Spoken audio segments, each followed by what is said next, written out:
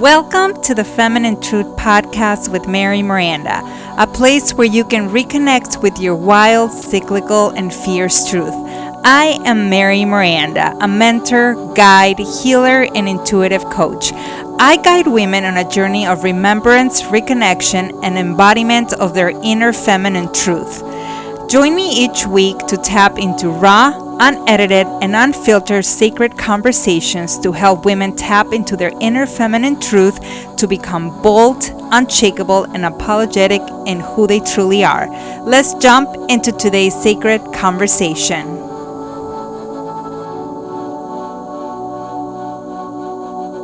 Hello and welcome back to another episode. I'm your host, Mary Miranda, and today's episode is a heartfelt conversation about navigating life transitions and that feeling of being behind in life or not being where you thought you would be today at the age that you are, where you are in life, and just like embracing your unique journey. So let's dive in.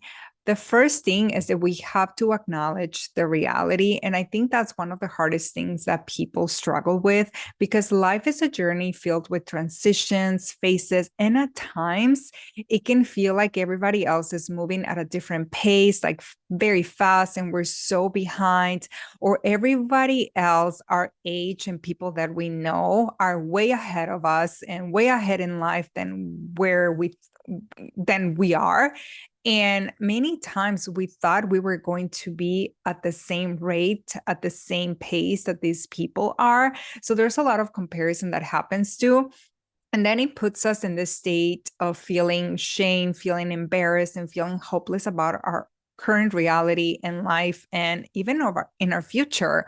So there's a lot of societal expectations and pressures that often lead us to believe we are behind in some way. So let's break down this myth and embrace the unique timing of our individual journeys. Society has made these timelines that somehow everybody is measured up against, like education, like career, like income, house, kids, marriage.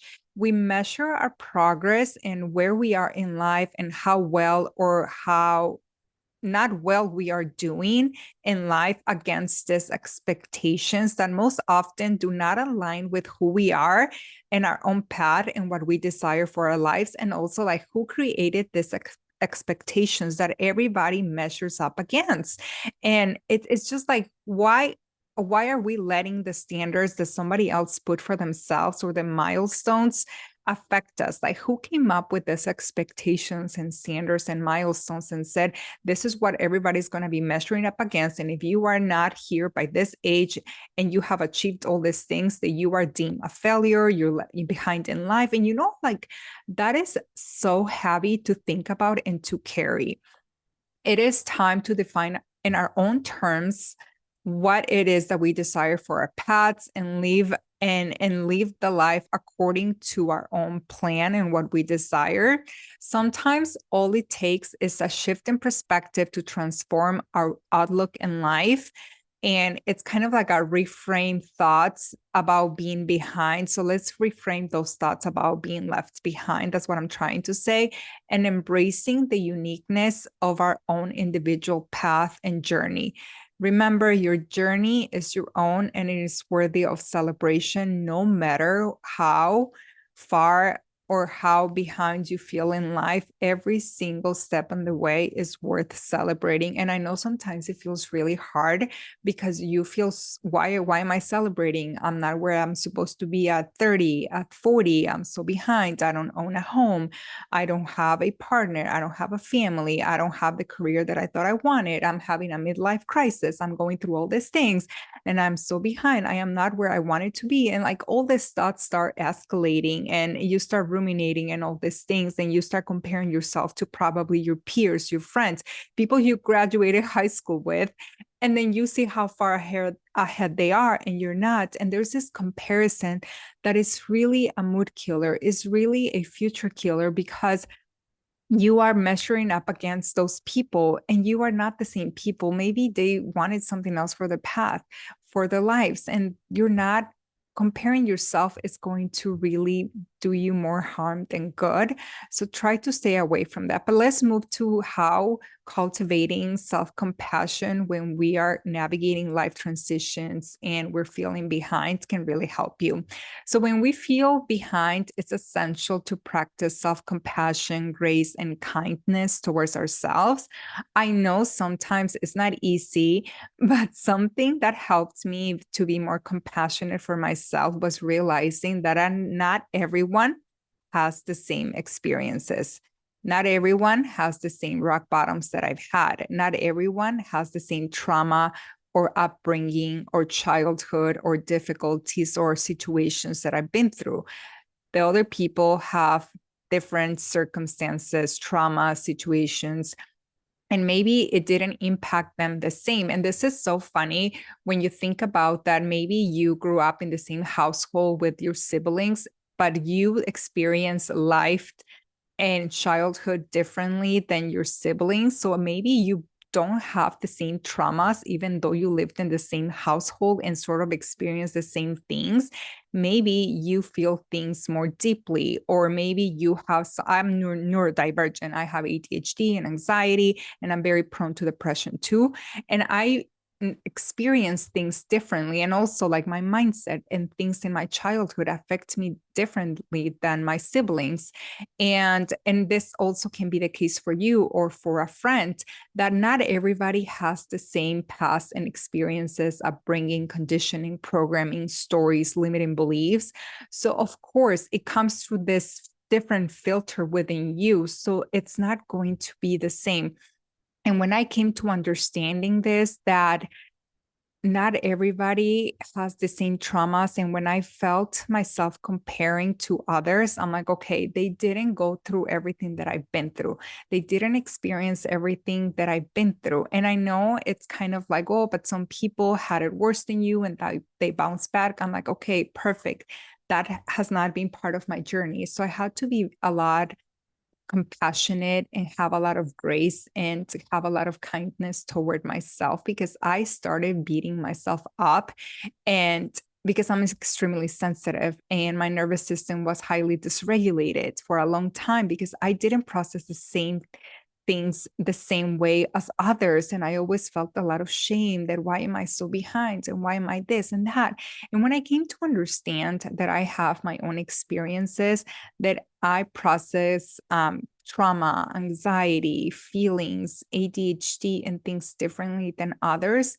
And I cannot put myself up against others because we are not the same. I'm here to fulfill a soul mission that's different than theirs. And that's what I fully believe. And somehow it was supposed to come through me, a highly sensitive empath who has ADHD and anxiety, and she processes things differently than others. So we don't function the same as others. We don't process things the same as others. We haven't gone through the same experiences. And even if it's a similar experience, we still don't process it the same. We don't feel it the same. We don't have the same mindset about the same experience. So we have to be very kind and more compassionate toward ourselves if we are finding ourselves in this loop of feeling shame and comparison and all of that, because we're not the same as others. And when we see that as how unique we are and how the way we are processing things, we are experiencing things, we are navigating things one day can help someone else who is very similar to, who has gone through very similar things as us, we are going to be able to help those people. Or maybe you don't even want to help those people, but you see what I'm getting? Like for me, it's like I have to be so grateful that I have somehow ADHD. I'm very prone to anxiety and depression. I have a lot of experiences of things that I have gone through.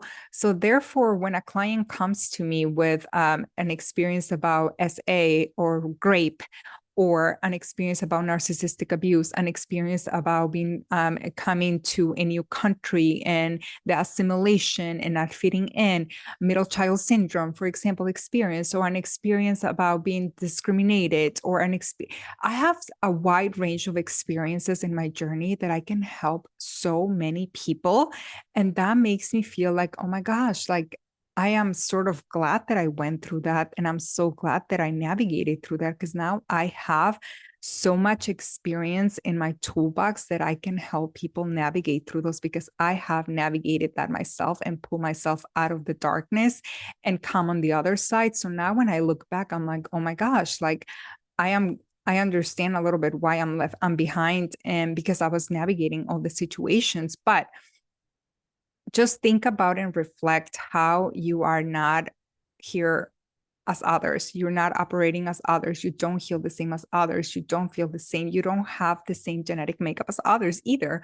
You're very unique individuals. So your experiences and the way you overcome your experiences are very unique to you. And maybe you have not been conscious enough to know that there's things that you need to heal, but that is okay, because this is why you are listening to this podcast now.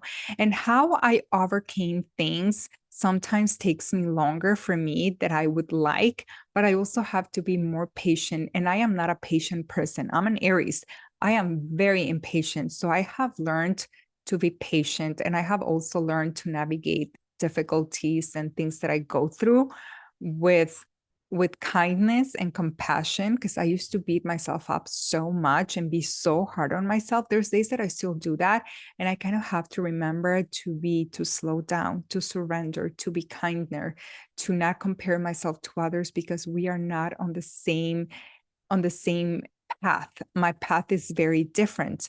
When you are finding yourself and feeling like shame in the shame cycle or beating yourself up, think that they didn't go through what you did, and you have your own unique experiences, and you will move through it at your own pace.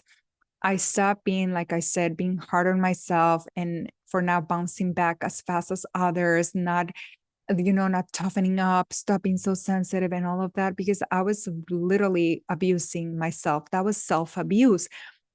And I was extremely burnt out at the same time. And I just had to be slower with my journey until my nervous system felt strong enough to handle things. And I'm trying my best daily, but I couldn't rush my healing because I was stuck in survival, freeze, fight or flight for the longest time. Like I reverted, it was kind of like a loop in between those two cycles mainly. So tell yourself that you are doing the best that you can, and you are on your own unique timeline and clock, and you will get there. And letting go of comparison and acknowledging the progress you have made is going to really help you with this. Write a list of things that you have overcome or made progress in. Maybe you are not even aware of the progress you have made until today. So do a list of the things you have overcome, the challenges, the difficulties, the struggles, the things you have moved on from. Maybe that breakup that you thought you were never going to be able to move on from, maybe you already did. Maybe you're fully over that person. And here you are surviving and living and existing. Or maybe you went through a situation and you bounced back super fast, or maybe it took you a little bit longer. That's still progress. Maybe you are not the same person that you were a month ago, a week ago, a year ago, yesterday. That's still progress. So if you are going to compare yourself to someone, make sure it's an old version of you and see how far you have come. Because I think there was a point that I was kind of like, oh, I haven't made any progress. It feels I'm back to zero whenever I attracted someone that was like toxic a few years ago. And then when I realized that, I was like, okay, maybe I attracted that person, but I didn't stay. I saw the red flags and I walked away super fast. Old me would have stayed. Old me would have pushed through. Old me would have tried to fix, save, done everything over function, all of it, because I was very codependent, pick me, cool girl. And I would have done anything for love. I would have done anything to prove my worth and value to someone else because I didn't know my worth and value and I didn't fully love myself.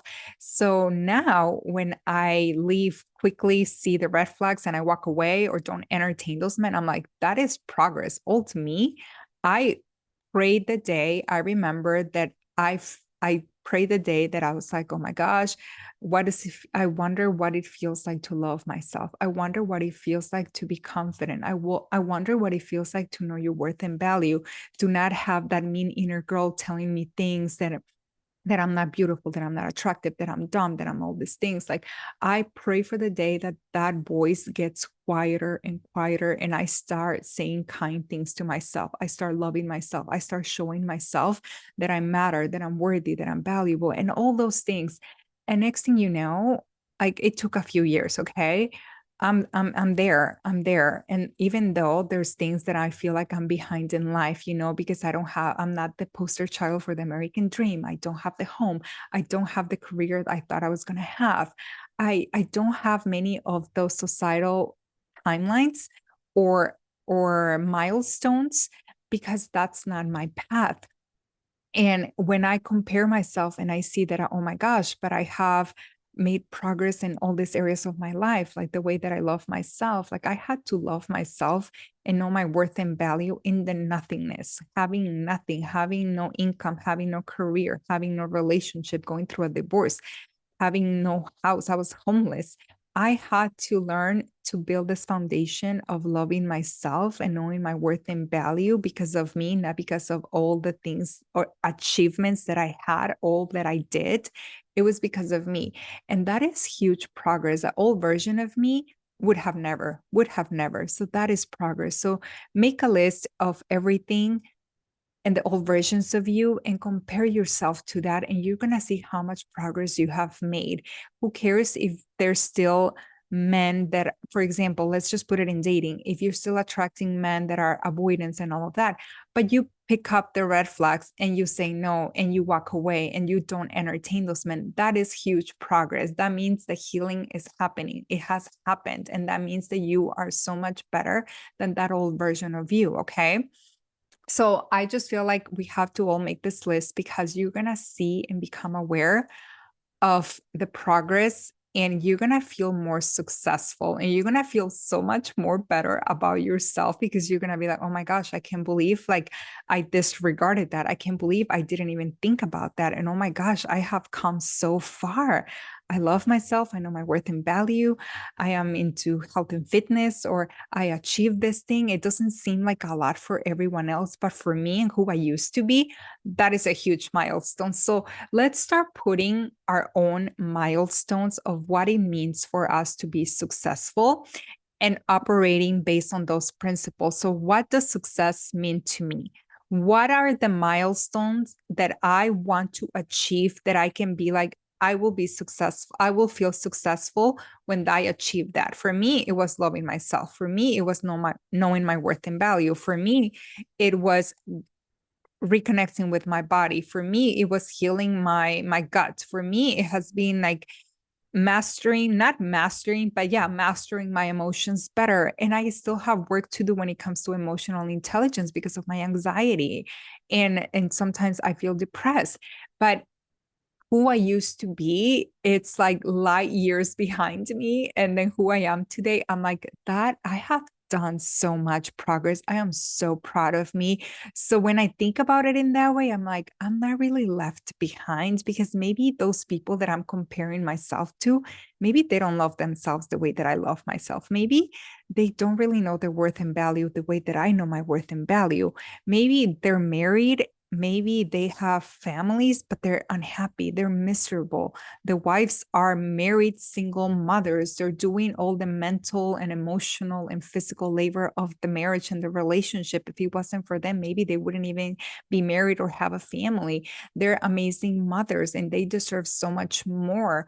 And when it's not like we want to compare to their misfortune, but we don't know what their marriage is like, what their life is like. Maybe motherhood has been extremely hard, postpartum depression. This is another reason why I decided not to have children, and I also divorced. I didn't want to be a mother. I didn't want to deal with the postpartum depression. And there's so many other reasons. I did a podcast on why I chose to be child-free and I'm divorced and all those things. So you can go and connect and listen to that.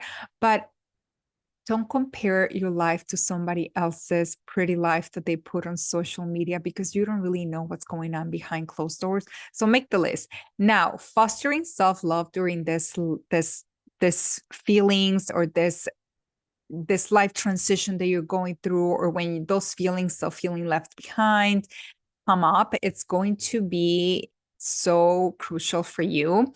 So up your self-care and up your self-love practices, and don't abandon yourself during this time. Continue doing things that make you feel your best. And when we are in this pattern of feeling left behind, we tend to feel like we are losing control. And what helps me is to do things that I feel I still have control over, which is my self-care, my morning and my night rituals, my habits, and the things that make me feel my best. And I feel like I have my life put together when I do those things, because I'm like, okay, at least I have this sense of control because I'm showing up for myself and I'm doing things that, even though today I'm feeling a lot of emotions, I'm feeling happy, I'm comparing myself, I'm beating myself up, I'm still going to the gym, I'm still doing my self-care, I'm still taking a shower and putting my makeup on, I'm still doing all ABCD and all these things. It's my toolbox. I already know that once I do those, even though my reality is not going to change, but I still am going to feel that I'm moving the needle forward because I'm showing up for myself. I'm taking care of myself. And that is crucial.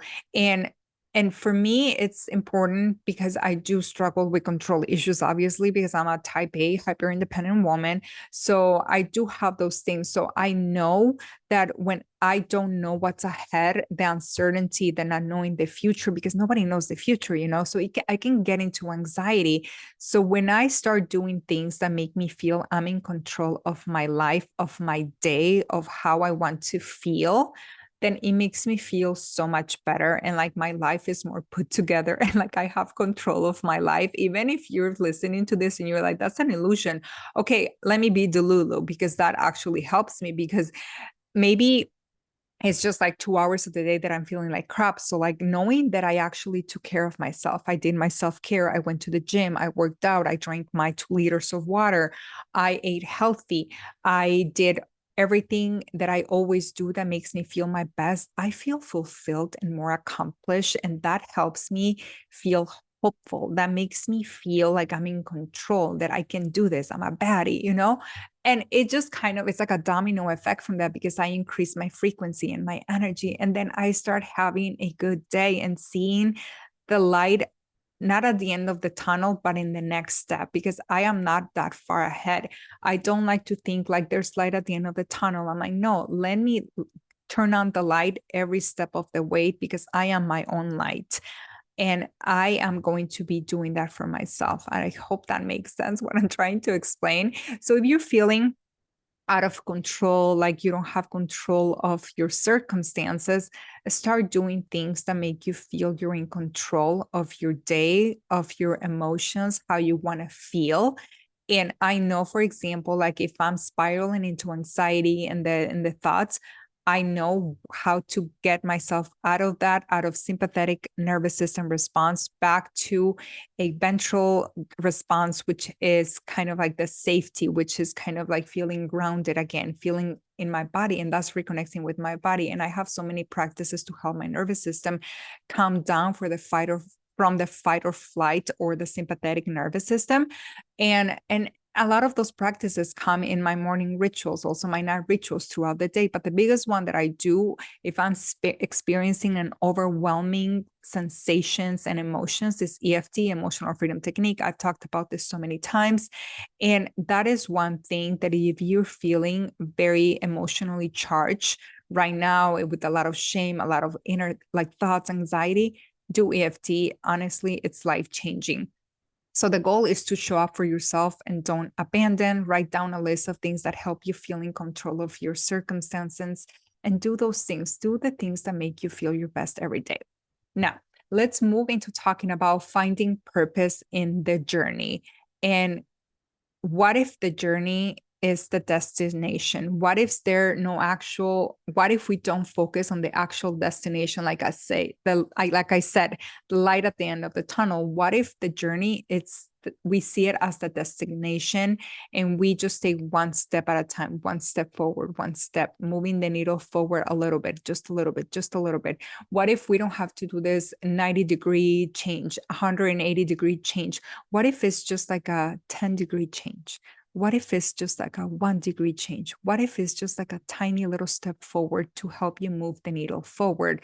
Finding your purpose and fulfillment in the process rather than fixating on the end goal, it's really going to help you, because it's going to help you also be in the present. I know sometimes it is hard to think about enjoying the process on the bad days. Trust me, I know how hard it could be, but it is important to stay present and know that somehow this is part of your story. I often think this is for the book, or like they say all over TikTok and social media, do it for the plot. This is for the plot. I don't know who came up with that saying. I don't really align so much with it. I always say this is going to be for my book because I want to write a book. And I know a lot of my journey, it's not going to be in vain. There's a reason why I have gone through everything. It's because I'm going to write a book, and it's going to be an incredible book. I'm going to self-publish it too, probably, because that just feels very aligned with me. And for me, it's like this will be a great story to tell someday and teach someone how I overcame that thing and my why, and a lot of the things that I do, everything that I have become. There's some motor behind all of that. Myself is one of the motors, but the biggest one is my nieces, especially Bella. When Bella was born, I'm not gonna get emotional because she's my entire world. I was at my lowest of lowest, and it was my toxic abusive relationship, the first time I've ever gone through that. And that's when she was born. And she's the reason why I'm still here. Let's put it that way. So when I think about everything that I'm going through and I have those heavy thoughts and heavy feelings, I think about my niece. I think about like, okay, I know it sucks. I know what you are going through. It's not okay and you don't like it, but this is going to be part of your story and you are going to help someone overcome this situation too. And Bella, it's never going to have to probably go through this because she has you. And she's going to one day look at your content, one day listen to this podcast, one day watch this podcast, because this podcast is also on video, or she's going to read your book, and you're going to save her from falling for all those fuck boys, from falling for all those douchebags on those men. She knows her worth and value already. She loves herself. Like I ask her all the time, why do you love yourself? Like the way I talk to her is like the way I wish my mom would have talked to me, and the way that I talk to my inner child is the way that I talk to my niece Bella. And I learned how to connect with my inner child because of her, because I didn't know that hugging someone, telling someone I love you so much, can I eat you because I love you so much, like I didn't know what that felt like. I never experienced that, but I got to experience that with Bella. So she helped me also connect with my inner child.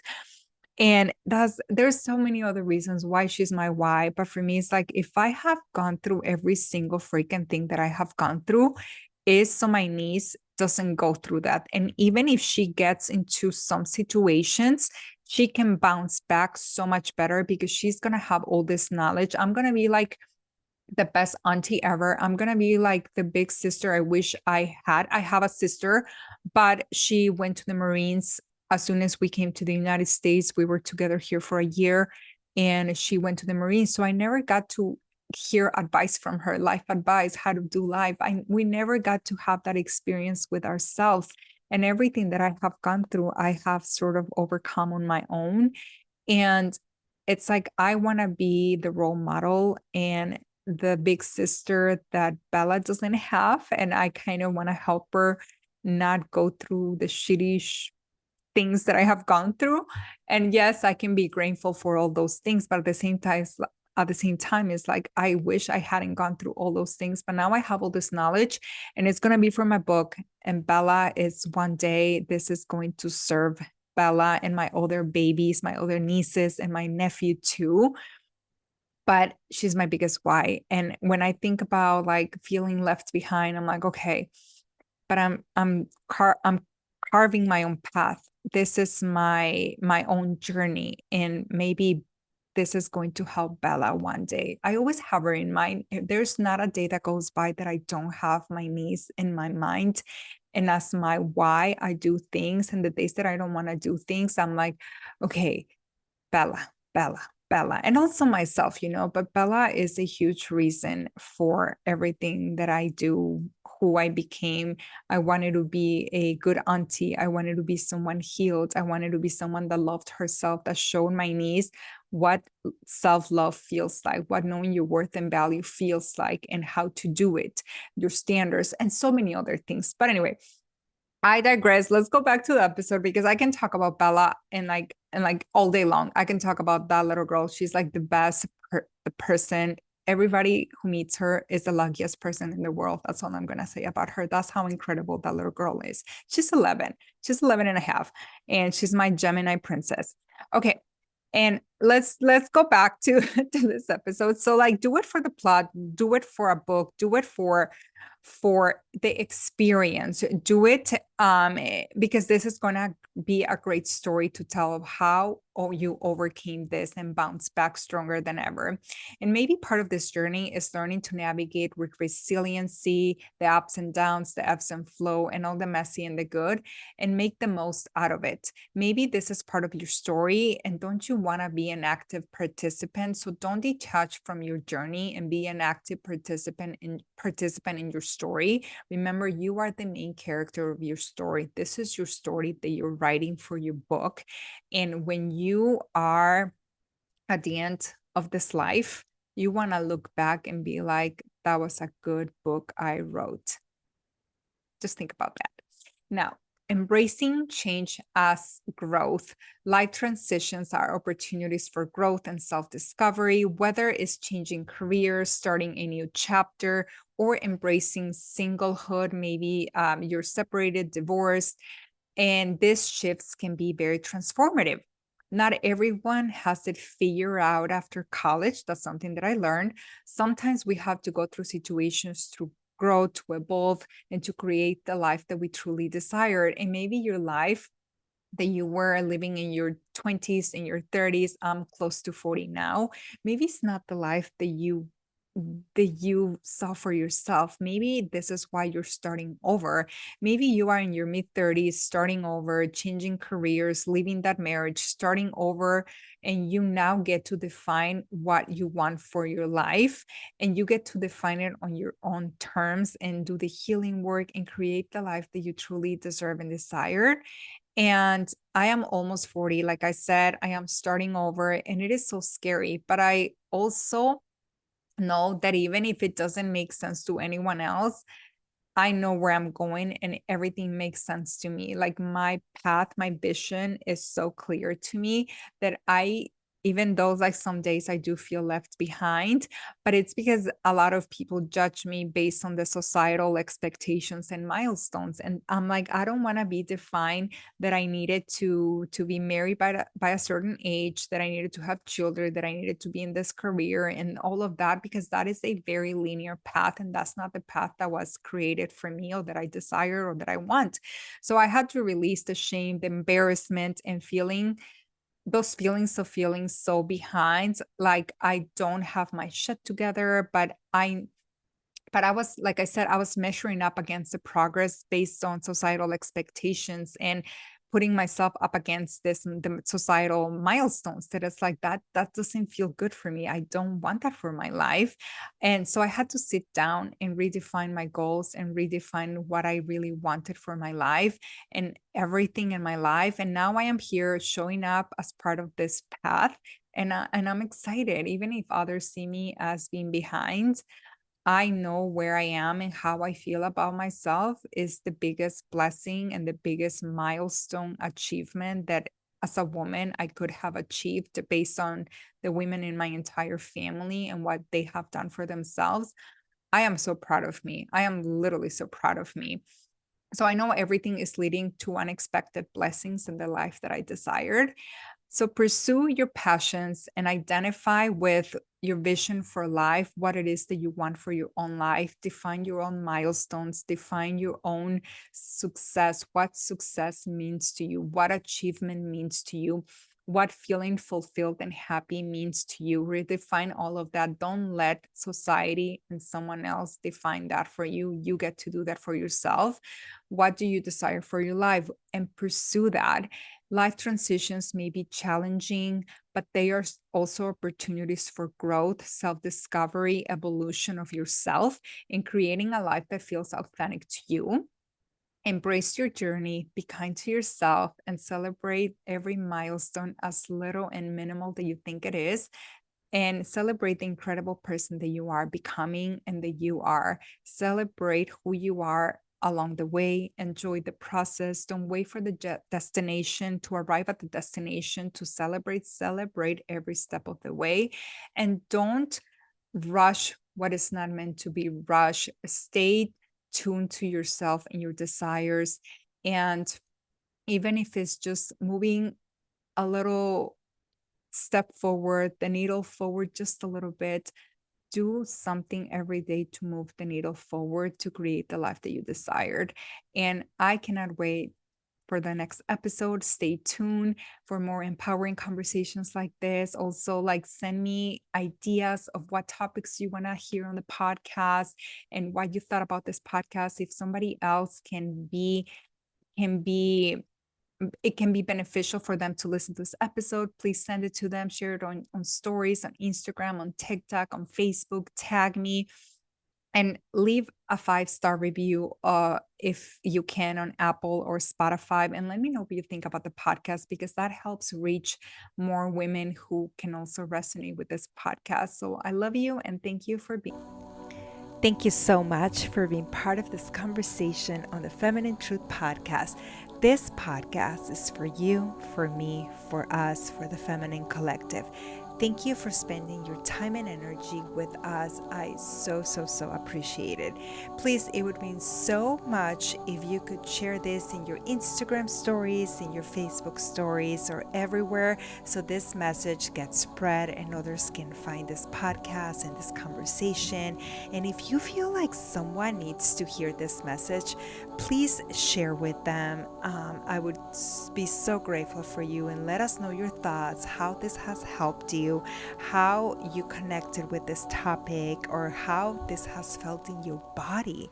And lastly, if you feel the pull, I would be immensely grateful if you could take the time to leave a review so more people can find my podcast and this conversation. I'm sending you so much love, and I'll see you on the next episode.